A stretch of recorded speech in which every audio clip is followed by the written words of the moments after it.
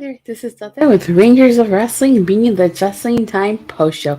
And for tonight, I will be reviewing Monday Night Raw, and it's the go home show to Extreme Rules. Alright, so let's kick this off. So Monday Night Raw opened up with the Judgment Day promo. They were talking about how it's been 11 years since Edge was forced to retire, and Balor said he's going to do Edge a favor by beating him so bad he will force him to utter "I quit." So then Dominic gets on the mic and he starts talking about how he hates his dad. He says, "I hate you, Hefe. I hate you so much," because he's lied to him his entire life and now he has a new family thanks to Judgment Day. And I don't know about Ray, but I know that if I talked to my mom that way, if I talked to my stepdad that way, I would have gotten a beating. I would have gotten the chancla. So I don't understand why Ray's not disciplining Dominic here. And then Finn Balor addresses his attack on AJ Styles last week, basically saying he didn't end AJ Styles' career because they're friends. So, AJ Styles and Rey Mysterio come out and they toss Judgment Day out of the ring. This leads into the Judgment Day versus AJ Styles and Rey Mysterio. So, Judgment Day did a good job at isolating Rey. Finn Balor with the three amigos to Rey. It's not gonna happen every time.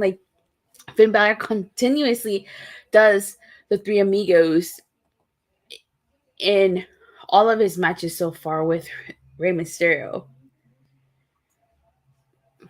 I really like that sliding forearm to Damian Priest that AJ Styles did. I also like that right hand that AJ Styles gave Damian Priest. Now, while the ref was distracted, Rhea Ripley pulled Rey Mysterio off the ring apron. That double TDT that AJ Styles did to Balor and Priest, that was actually pretty cool. I like that. And so, during this match, Dom is egging on his dad to hit him. He tells him, "Pégame," which means hit me in Spanish. Then Rhea Ripley attacks Rey Mysterio, and poor AJ Styles is left alone in the ring with Finn Balor and Damian Priest. So Judgment Day obviously ends up being victorious because of that. And AJ Styles was just mad. He shoved Rey. Then Judgment Day attacked Styles, and Balor tells Styles to listen to him, that he's his friend. And he hits Priest with the chokes. He has Priest hit AJ Styles with the choke slam. I like when Styles made Priest kick at Balor, and he laid out both of them with a double DDT. Yeah, that double DDT was cool. But, I don't know where we're going to go with AJ Styles. Clearly, AJ Styles needs backup. Now, I know the Good Brothers, Carl Anderson and Doc Gallows, they finished with Impact back in August. So, I think right now, I don't know. Hey, maybe it's setting up for them to return. I don't know. I haven't read anything. I haven't heard anything. But it seems like they're setting AJ up to get help with somebody. But who? The question is who? If not the Good Brothers, who would help AJ in his fight against Judgment Day? Because clearly Rey Mysterio has his own battle with Judgment Day. Well, mostly his son. All right, so then we have a Bobby Lashley segment. He says that he's been champion 3 months. Let me see. I think the Good Brothers will be back in WWE now that Vince is gone. Yeah, no, I could see that happening. Like I said, they're already done with Impact Wrestling. They finished August. So we'll see. So like I said, Lashley's saying that his legacy is important. He doesn't want to become complacent. He's been pushed to limits by some of the best, and he goes on to name some of the people he's faced.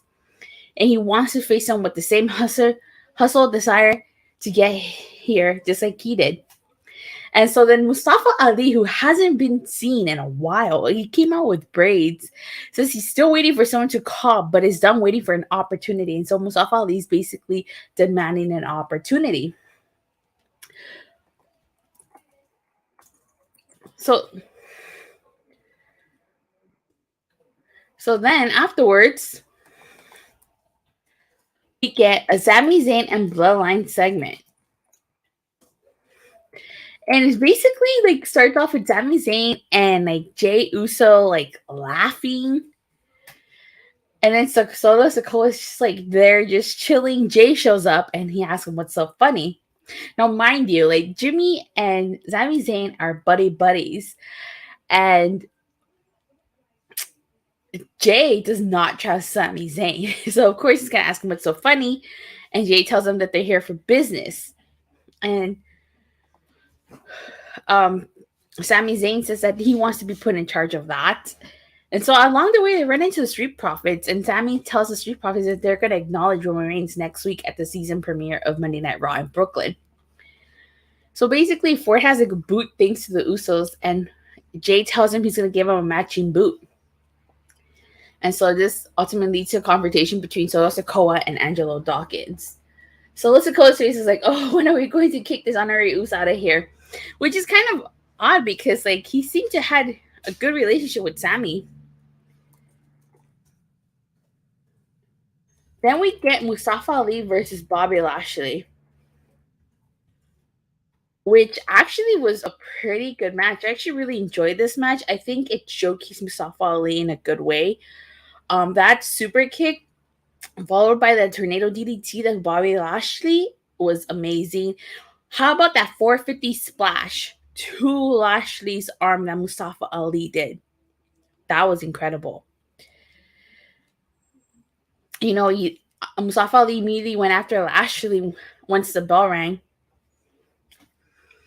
Now, I knew this was going to happen. Like, I knew Mustafa Ali was going to lose, but I really love the fact that Bobby Lashley put him in the hurt lock and he didn't tap out. He did not tap out. He passed out, which was good.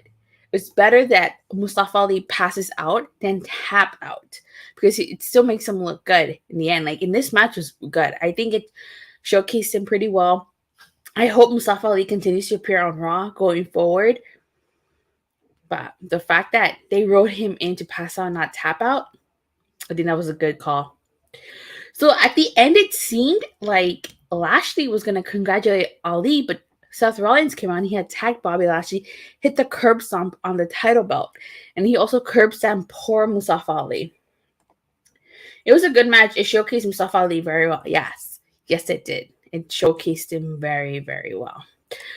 So then, okay, so this leads into Seth freaking Rollins going face to face with Matt Riddle. So if they touch each other, the match is off.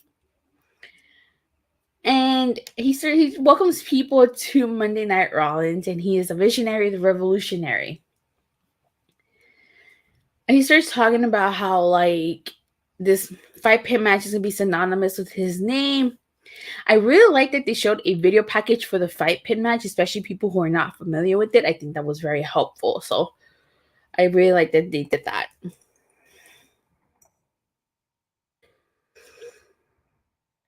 Seth goes on to say that he's going to be the most dangerous man in the history of this industry.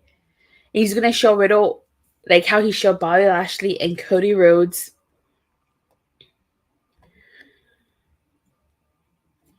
And then he starts demanding that Riddle scooter his way down to the ring and meet him in person.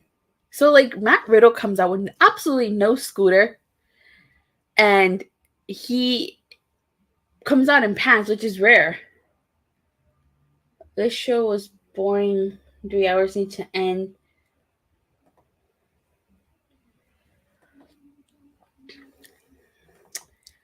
Well, yeah, everybody thinks that Raw should go back to 2 hours, but unfortunately, I don't think that's going to happen.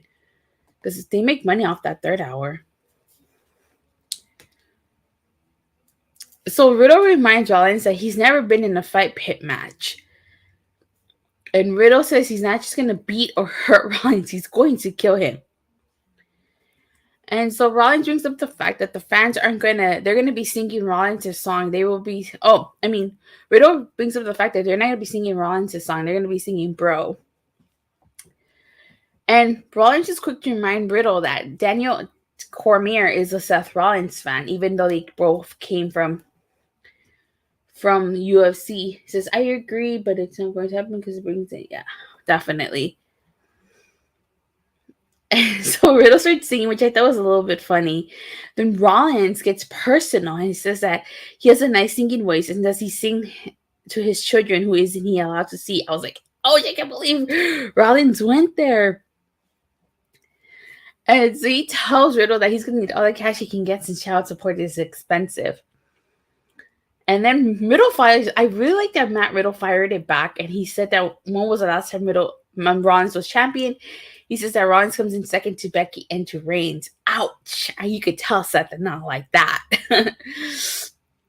Now, the one thing I did not like, which I felt should have added to this segment, was the fact that Daniel Cormier was not there. He appeared via video package, and he was basically saying that he's gonna see them on Saturday. So I feel like this segment, I feel like if Daniel Cormier would have been there, it would have added so much more to this segment. But the fact that he appeared via video package kind of brought the intensity in the segment down a little bit. He should have been there in person. He really should have been. But I mean, other than that, if you take that element out, I felt like it was a good segment. And it ends with Rollins taking Riddle's hat off. So you get a quick backstage segment with this Miz. He says that Lose Miz has caused him many things and he won't ruin his birthday celebration next week. So you guys know contract signings, weddings, and celebrations always go wrong in wrestling. So I'm expecting that birthday celebration to go wrong. Now, the Miz does ask, where is Tommaso Ciampa? And that is true. Where is Tommaso Ciampa? I don't remember the last time we saw Tommaso. I haven't heard anything or read anything about him being injured or asking for time off. So I don't know what's going on with Tommaso Ciampa. Maybe the pairing is done. So, then we get Candice LeRae versus Dakota Kai. Now, something happened backstage. Like, as Candice LeRae was walking to the ring, she gets stopped by Bianca, Alexa, and Asuka, basically saying that, like, you know, if she needs backup, they'll be there. God, I'm going to have to sit through that awful segment next week live. Oh, you're going to? Oh, yeah, that's right. Remember, you told me you were going. Have fun. I hope you have fun.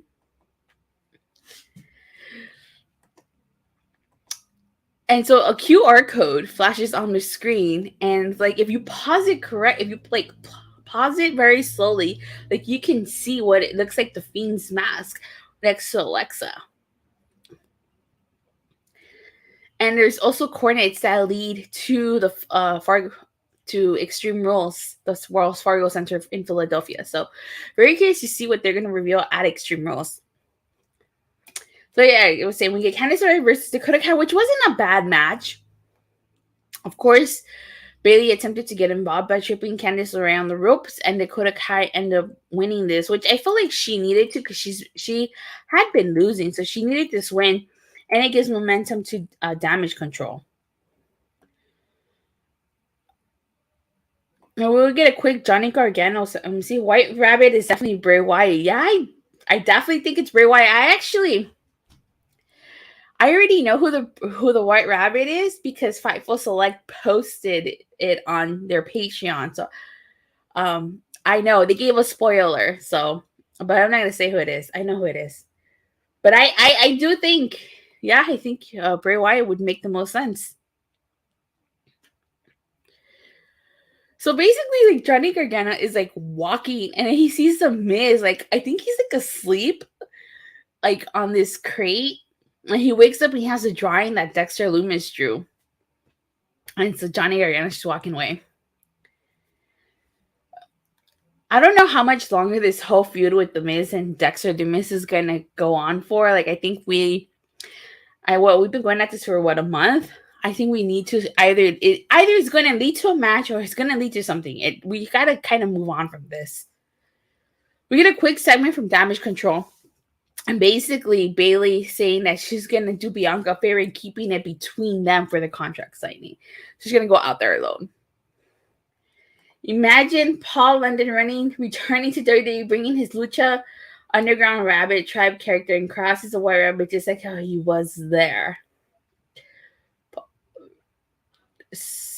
So, wait, Paul London was a Rabbit Tribe character in Lucha Underground? I didn't watch Lucha Underground, but I have heard that Karrion Kross was a White Rabbit. We had Johnny Gargano versus Otis. And this actually was not a bad match. It wasn't, honestly. But the whole point of this match was to continue the feud between Johnny Gargano and Austin Theory, which Austin Theory was on commentary for this. And so at one spot, when Johnny Gargano dived and he sent Otis crashing to the announce table, Gargano then attacked Theory, who was at the announce table. I really like that DDT to Otis that Johnny Gargano did on the outside.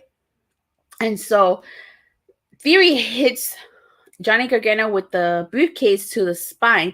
So that allows Otis to be victorious here, which I was actually kind of shocked, but storyline-wise, it makes sense. So obviously there's a 3-on-1 onslaught, and then Braun Strowman comes out to Gargano's aid, and he's just cleaning house. So this leads into Braun Strowman versus Chad Gable. Mind you, they're in Chad Gable's hometown of St. Paul, Minnesota, and I did not hear a single cheer for Chad Gable. That match is going to be great live next week with Gargano and Theory, definitely. So I really liked when Strowman threw Gable onto Otis. I also like when Otis launched Strowman over the announce table. That flying knee to the ribs of Strowman, I think that was a pretty smart move. Now, because of Otis' interference in this match, he got sent to the back. My God. Chad Gable showing off his power by German suplexing Braun Strowman. Interesting thing, it cuts to the back and you see almost an MVP watching this match backstage. So it kind of leads me to believe that somewhere down the road, we're going to get Omos versus Braun Strowman. I think that if that match happens, it's over for Omos. I think Braun Strowman will destroy Omos if they ever meet in a match. And I think that's what we're building towards because they were watching it backstage. Gable cutting that promo was horrible and wasn't cringe and awful like how he is on the mic. So Strowman ultimately wins after he powerbombs Gable. So one of the things I liked that they did was that leading up to the match, they acknowledged the history between Chad Gable and Braun Strowman. They acknowledged that history, and I really, really like that they did that.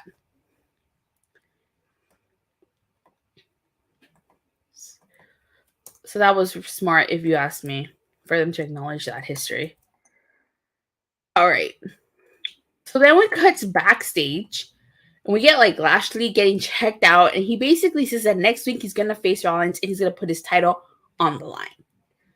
That should be a good match. We get the Raw Women's Championship contract signing. And now they keep saying this is the first ever women's ladder match. It's the first women's ladder match on the main roster, but ladder matches have happened in NXT.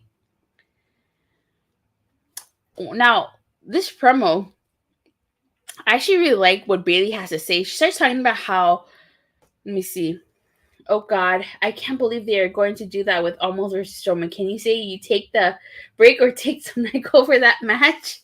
If it's the main event, I'm definitely going to probably take some NyQuil for that. So I really like the fact that Bayley starts to say that she chose a ladder match because the ladder is symbolic for her entire WWE career. She says that, unlike Bianca, she had to literally climb to get to the top. She says that she was Bianca. She had the ponytail and the colorful attire. And then she points to the signs that the fans were holding. She says those signs used to say Bayley, and that they would put their ponytails to the side, and those cheers started to fade once they gave up on her. So she's acknowledging all the fans that used to have their side ponytails and the headbands and, the Bayley buddies. And so she said she had to do something to climb to her way back to the top when her career started spiraling. And so then Bianca interjects and says that Bayley continues to run her mouth over and over again and has a chip on her shoulders that has nothing to do with her. And that she should never compare herself to Bianca. She goes on to say that Bayley was just pretending to be somebody she wasn't, and that's why it didn't work. That's not the reason why it didn't work. I just felt like at that time, creative didn't know what to do with babyface Bayley. You basically had the female John Cena, and they failed to capitalize on babyface Bayley. Let me see. The people didn't give up on Bayley. It was the creative that made us forced to give up on her. But let's be honest, it was time for a gimmick change that she needed. Yeah, she really did need a gimmick change. She really did. So Bianca says that she stays ready so that she doesn't have to get ready. Now Bailey starts asking what time is it, and so you guys know I like Power Rangers, hence why the Dino Megazord is here and why I have the dragon, a stuffed dragon Zord right here. So as soon as she asked what time is it, my mind flipped. I was like, it's morphin time. But if you like Adventure Time, you'd be like, it's Adventure Time. So whatever you prefer, but my mind immediately was like, it's morphin time. So, but she said that the reason why she was asking was because they were supposed to go eat.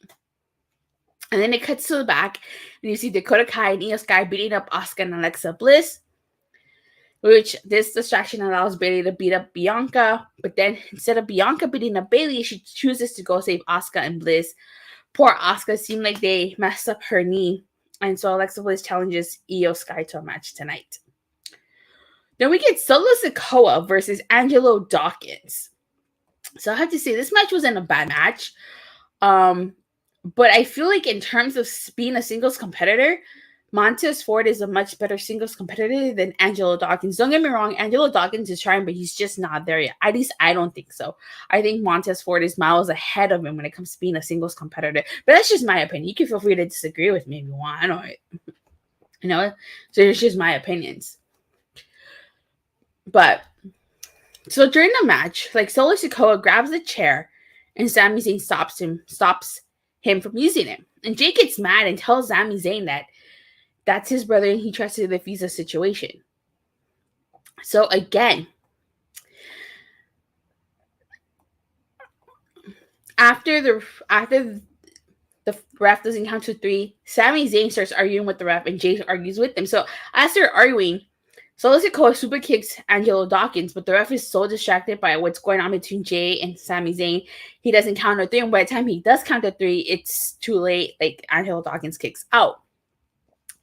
Dawkins ends up taking out the Usos and saying, and yet despite all that chaos, Solo Sikoa is victorious after he hits the spinning solo to Dawkins. So this is adding more to Jay and Sami Zayn's storyline. Now, it's only a matter of time before they kick Sami Zayn out of the bloodline. And I wonder how Roman's going to react to this. He wasn't there tonight. He will be there next week. So he's probably not going to be too happy that there's fighting among the group. We find out that next week on Raw, we're going to have Austin Theory versus Johnny Gargano. Should be a good match. And we get an Edge promo. And he starts to talk about how Edge is Adam, and the character has been dropped and been transparent at 37. He was forced to retire in the June gig. This June gig is something he loves. He starts talking about how it's taking a toll on his family. He didn't have a family before, and then maybe he's too damn selfish or stubborn. He starts to blame himself that it's his fault that Judgment Day exists and that they can't hurt Edge enough to make him say, I quit. He hopes Balor is ready for war because he is. So I have to say, I think kind of how he was talking here and what he was saying kind of makes me think that Edge is going to be the one to lose at Extreme Rules. I do think that Balor should go over Edge. I get that Edge wants to destroy Judgment Day, but I think that Balor needs that win more than Edge. So I think Edge should put Balor over, but that's just me. But overall, I really like that promo by Edge. That was a good promo. So the main event ends up being Alexa Bliss versus Iyo Sky, which was not a bad match. Of course, only Bianca Belair accompanies Alexa to the ring because Asuka is like her knees got messed up from the attack earlier. Of course, Bayley gets involved in this. She causes a distraction. Bianca stops her. Bayley and Dakota Kai attack Bianca, sending her crashing into the steel steps, and then Alexa Bliss takes out Kai and Bayley, and then Iyo Sky with the moonsault to Alexa Bliss. And so Iyo Sky is victorious. And then at the end, there's a 3-on-1 moonsault on Alexa Bliss. Bianca goes after Bayley, and Sky and Dakota Kai hit Bianca with the ladder to the face. Good thing she didn't end up looking like poor Joey Mercury. Poor Asuka, you see her drag herself to the ring with a kendo stick. She hits Dakota Kai with a kendo stick. Alexa Bliss gets squashed like a pancake with that ladder. And then basically, Bayley hits Bianca with the rose plant, and they put the ladder over Bianca. Bayley climbs the ladder, and she holds up the Raw Women's title. Maybe alluding to what's to come. But overall, I have to say there was this episode, this is the go home show to Extreme Rules. I didn't think it was a bad go home show. There were things that were happening that were not necessary for Extreme Rules. There's obviously setting up for probably Crown Jewel and maybe eventually Survivor Series. But overall, I thought it was decent. Definitely a much bigger improvement compared to what we normally used to get.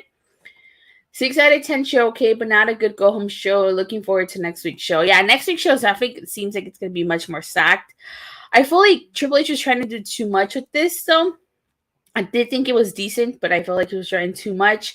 Not only build to Extreme Rules, but again, further storylines.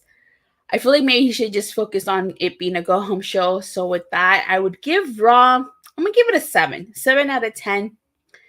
But with that being said, you guys, thank you guys all so much for watching and for the continuous support.